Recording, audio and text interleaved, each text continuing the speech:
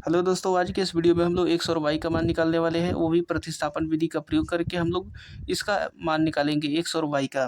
तो दोस्तों मैं आपको बता दूं, ये दो चर वाले रैखिक समीकरण के युग्म है और इससे पहले मैंने पार्ट 1 वाले वीडियोस में अच्छी तरीके से समझा दिया था। अगर आपने उसे नहीं देखा है तो जाकर के देख लीजिए, लिंक डिस्क्रिप्शन में मिल जाएगा या फिर चैनल के प्लेलिस्ट में जाकर के आप देख सकते हैं। तो दोस्तों इस क्वेश्चंस को हम लोग हल करने वाले हैं। ये थोड़ा डिफरेंट क्वेश्चंस है, एक रूट वाला है और एक दशमलव वाला है। तो दोस्तों इसको आप लोग अंत तक ज़रूर देखिएगा, अगर समझ में नहीं आता है तो फिर से एक बार इसको देख लीजिएगा।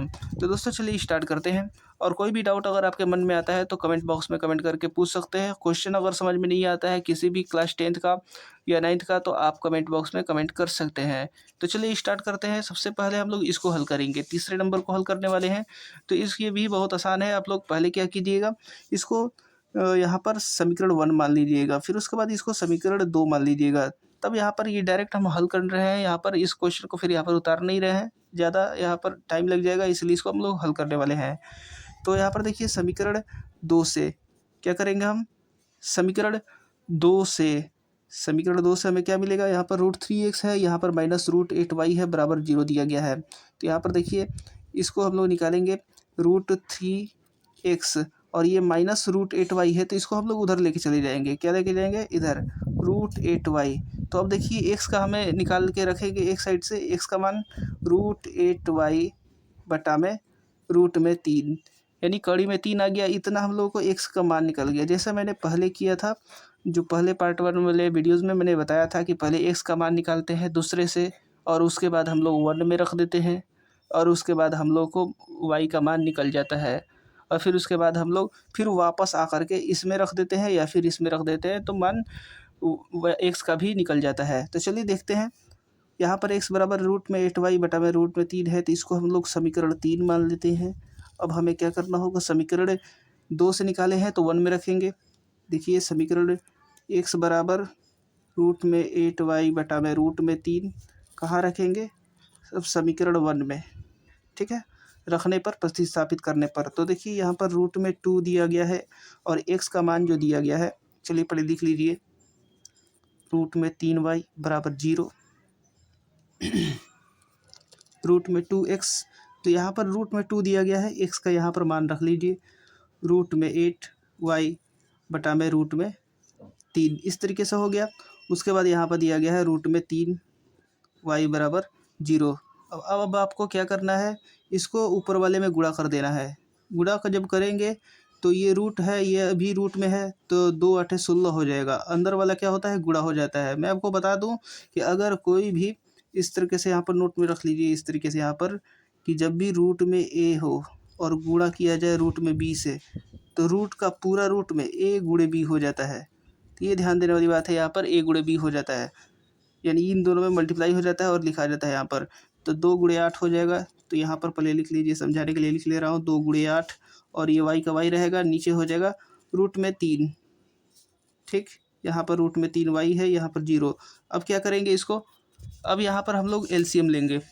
एलसीएम लेंगे तो यहाँ पर 1 है, ये है √3, तो यहाँ पर खुद यहाँ पर √3 आ जाएगा, √3 से एक बार में जाएगा यानी ऊपर आ जाएगा, यहाँ पर 16, यहाँ पर 16y, और यहाँ पर देखिए 1 है तो रूट में 3 बार जाएगा, तो रूट में 3, और जब रूट में 3 से मल्टीप्लाई करेंगे तो मैंने बताया था कि यहाँ पर रूट में 3 गुणे 3 हो जाएगा, ठीक।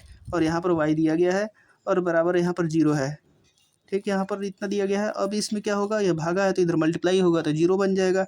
इसको हम क्या बोल सकते हैं, कड़ी में 16 का मान होता है 4, ठीक, 4y। और यहाँ पर देखिए तितरी का 9, तो यहाँ पर निकल के आएगा, तो यहाँ पर बन जाएगा 3, क्योंकि ये 3 स्क्वायर है, ये 9 भी बनेगा, तो 9 का, यहाँ पर कड़ी में क्या होता है, कड़ी 9 का मान 3 होता है, तो यहाँ पर बराबर 0 आ गया।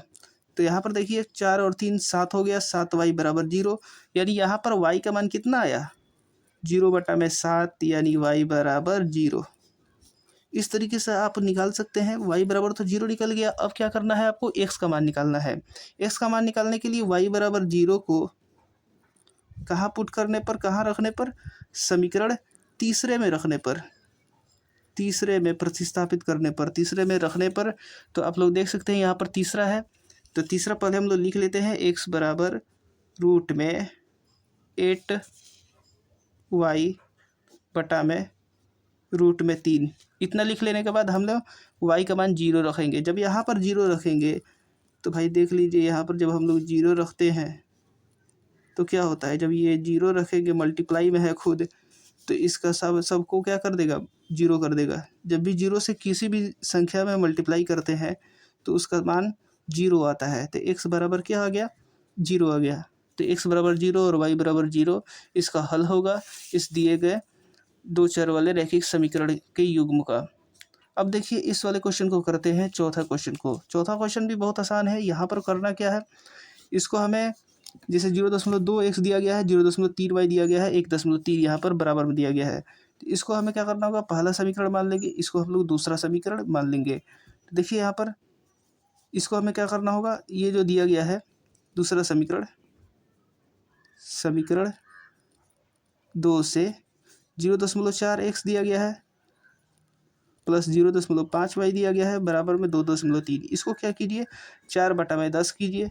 क्यों 4/10 करेंगे, क्योंकि दशमलव के एक स्थान पर यहाँ पर, ये 4 के एक ही स्थान पर यहाँ पर दशमलव है, ठीक है। अंक के एक स्थान पर यहाँ पर दशमलव है, तो इसको हटाने के लिए 10 से करेंगे। अगर यही चीज़ अगर 2 स्थान पर होता है, जैसे मान लीजिए कि 2, 3 और यहाँ पर होता, तो 100 से नीचे हम लोग भाग दे देते।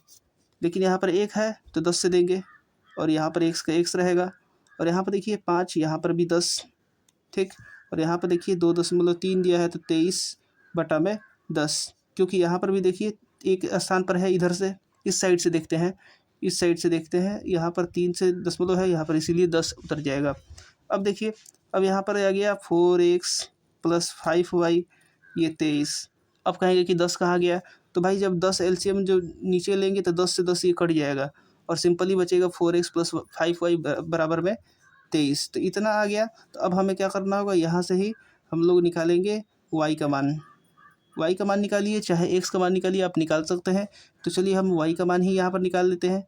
तो यहाँ पर 5y को y रखने देंगे और इसको हम लोग इधर भेज देंगे, 23 - 4x, ठीक। अब यहाँ पर क्या करेंगे, y का मान 23 - 4x तो दिया गया है, लेकिन 5 यहाँ पर मल्टीप्लाई में था तो यहाँ पर भागा में हो जाएगा, गुणा में था तो भागा में हो जाएगा। अब हमें क्या करना है, इतना करने के बाद अब हमें इसको, इस वाले का मान को हम लोग मान लेते हैं थर्ड इक्वेशन, यानी थर्ड समीकरण हम लोग मान लेते हैं। अब y का मान हमें पहले वाले में रखना होगा।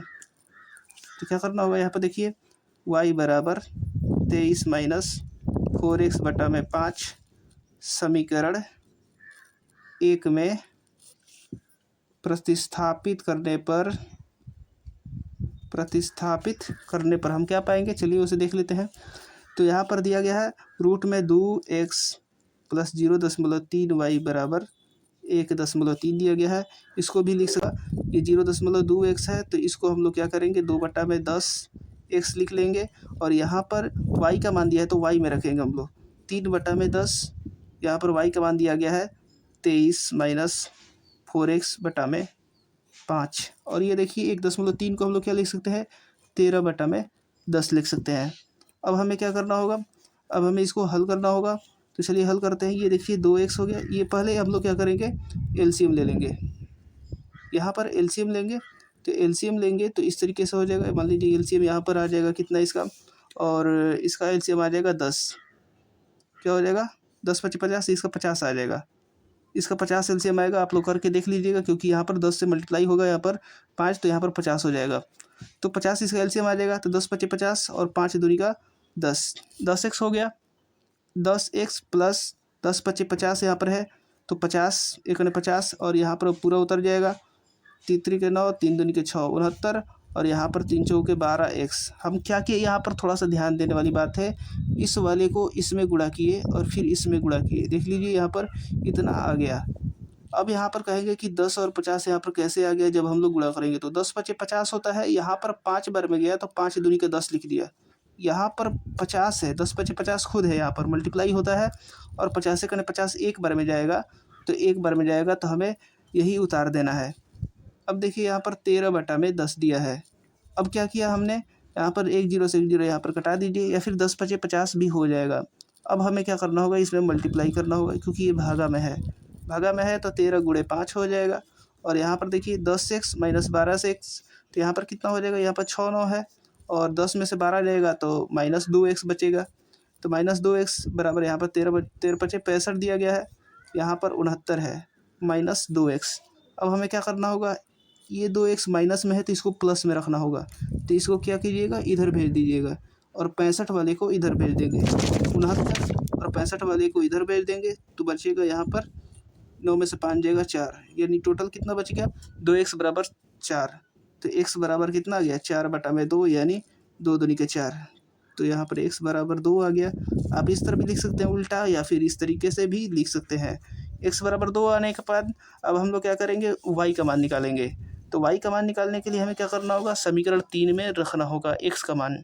समीकरण 3 दिया गया है, x बराबर 2, समीकरण कहाँ रखेंगे, 3 में। जब 3 में रखेंगे तो हम क्या मिलेगा हमको, y बराबर 23 - 4x बटा में 5 दिया गया है, तो y बराबर 23 - 4 और x के जगह पर क्या रखेंगे, 2 बटा में 5 है, तो यहाँ पर 5 लिखेंगे और इसको हल करेंगे। 4 दूनी का 8 हो जाएगा, 23 में से 8 जाएगा यहाँ पर 5, ठीक, और यहाँ पर 13 में से 8 जाएगा, यहाँ पर 5 हो जाएगा और यहाँ पर 15, ठीक, 15 8 23 होता है, देख लीजिएगा यहाँ पर 5, y बराबर आ गया 3। जब कटाएंगे इसको तो 3 बार पे कट जाएगा, y बराबर कितना आ गया, 3 आ गया। तो आप लोग देख सकते हैं y का मान यहाँ पर 3 आ रहा है, यहाँ पर x का मान 2 आ रहा है। इस तरीके से आप लोग हल कर सकते हैं।